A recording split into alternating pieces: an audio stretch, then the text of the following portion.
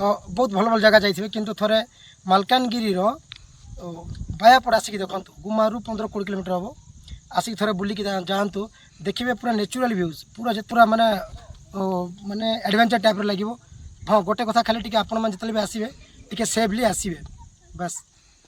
बहुत enjoy full कलु बहुत एंजॉय भी कलु आ सब बड़ कथा नेटवर्क भी बहुत भल अच्छी ये जमती कि अलग ये नेटवर्क इश्यू थाए ये जगह नेटवर्क भी बहुत भल अच्छी खाली टी मार्केट वगैरह टी कम चलती जोटा कि लोक जानी ना जेहेतु लोक आसिले और डेवलपमेंट हम भावुँ। आसली बायापड़ा बुलिया को मालकानगिरी डिस्ट्रिक्ट गोटे बहुत सुंदर जगह देखिपे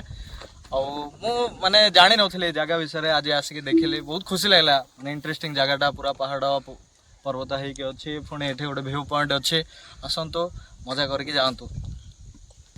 बहुत बढ़िया लगला माने इंटरेस्टिंग जगह टी एडवेंचर अच्छे आउ डेस्टिनेशन पहुँचला बहुत खुशी लगुच माने बहुत सुख माने जहाँ एक्सपेक्ट करते ताठू भी बहुत बढ़िया अच्छे तुलनार कौन हाँ ता तुलनार तो सी तो गोटे प्रकार अच्छे किंतु ता लेवल रो अच्छे जगहटा बहुत सुंदर अच्छे बढ़िया अच्छे मजा लगला आसिक जिला में। हाँ मेसेज देवाक चाहिए आसतु मालकानगिरी जिले में एमती बढ़िया बढ़िया जगह देख अच्छे आसतु बुलिक जी यहाँ हूँ